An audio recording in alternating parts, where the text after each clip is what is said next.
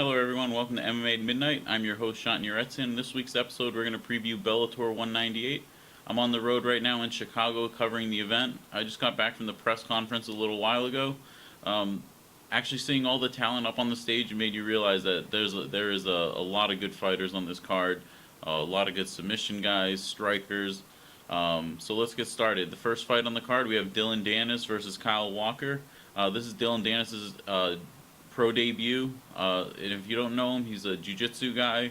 Very good jiu-jitsu guy. So look for him to take this fight down and go for the submission. You know, unless he's as stupid as he dresses, Dylan Dennis is going to take this fight to the ground and submit him. Kyle Walker is 2-3, and 2 of his losses are by submission. So if Dylan Dennis watched any tape, he knows this dude's is vulnerable to submissions. He should just take him down and submit him. I think it's going to be pretty straightforward. Let's see how Dylan Dennis handles the pressure of his first MMA fight. But I think he'll be able to just take him down. It'll just feel like a jiu-jitsu match for him once he gets it there. On the next fight, we have Rafael Lovato Jr. taking on Gerald Harris. Gerald Harris hopped in last-minute, short-notice fight. You guys might know him from The Ultimate Fighter and from the UFC. He's 25-5 record, 4-fight win streak. He stepped away for a while, but now he's back.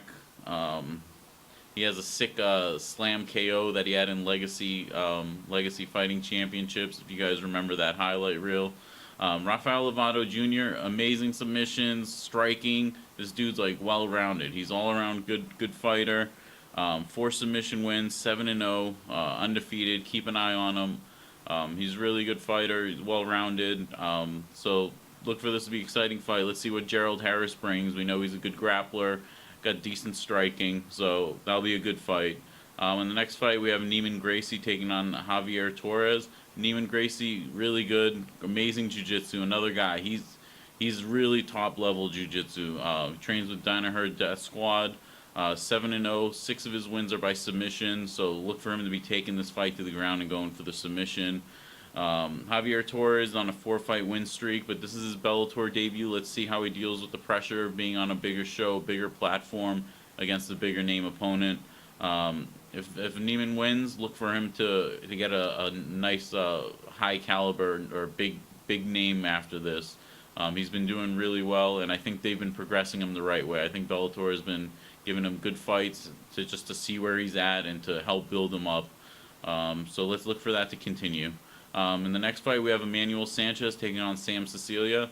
Emmanuel Sanchez, tough fighter, very good. 16-3 record.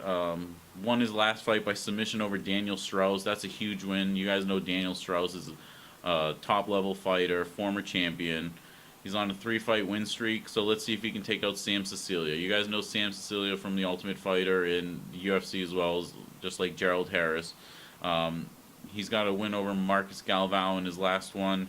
He's got knockout power in his hands, so let's see what happens. This is a good test for Emmanuel Sanchez, and it'll be an exciting fight. Excuse me. In the main event, we have Fedor Emelianenko taking on Frank Mir.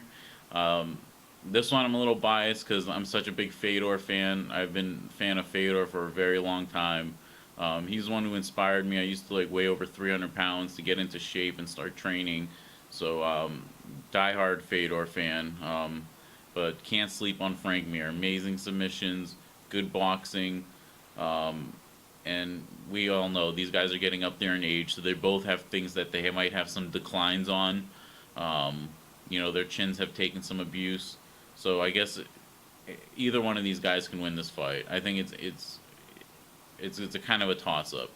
My heart says Fedor, but Mir can easily win this fight by submission or knockout.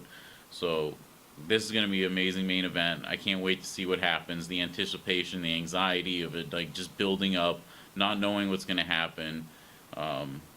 Anytime Fedor fights, I always get that feeling in my stomach. You always know it's a big deal. You get nervous. You never know what's going to happen.